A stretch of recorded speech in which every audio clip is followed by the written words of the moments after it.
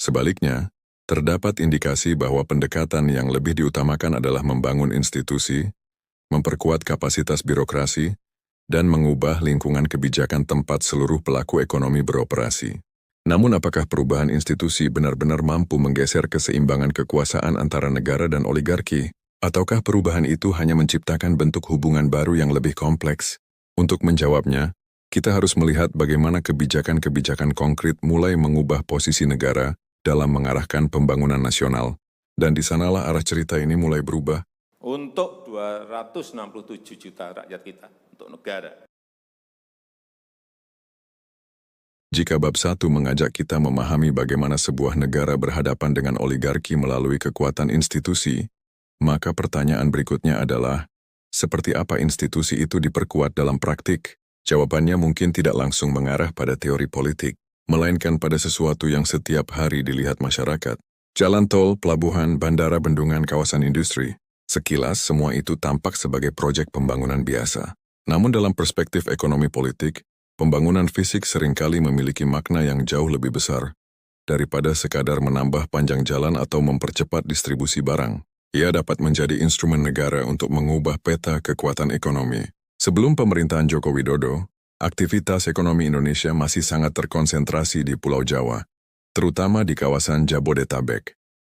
Infrastruktur yang belum merata menyebabkan biaya logistik antar daerah tetap tinggi, sementara sebagian besar investasi swasta cenderung mengalir ke wilayah yang telah lebih dahulu berkembang. Akibatnya, pusat-pusat pertumbuhan ekonomi lama semakin kuat, sedangkan banyak daerah lain tetap bergantung pada jaringan distribusi yang dikendalikan dari pusat ekonomi tersebut.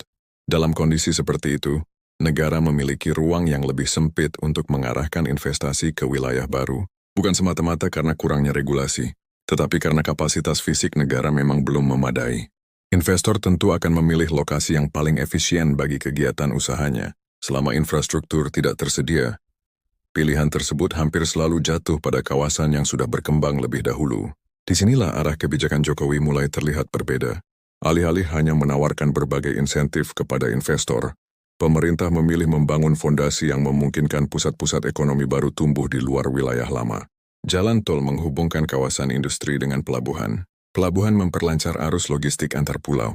Bandara membuka akses terhadap kawasan yang sebelumnya sulit dijangkau. Sementara bendungan menyediakan pasokan air yang dibutuhkan untuk pertanian maupun industri. Dilihat secara terpisah, proyek-proyek tersebut tampak sebagai pembangunan fisik. Namun jika dilihat sebagai satu kesatuan, muncul pola yang lebih menarik. Negara tidak sekadar membangun infrastruktur.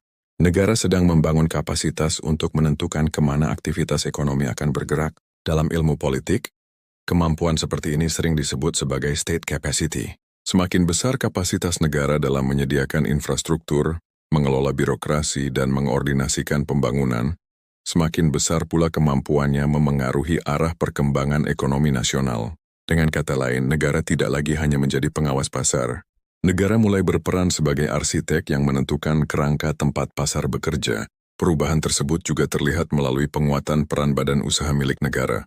Selama periode pemerintahan Jokowi, berbagai BUMN memperoleh mandat yang jauh lebih besar dalam pembangunan infrastruktur strategis, mulai dari jalan tol, pelabuhan, bandar udara, hingga kawasan industri.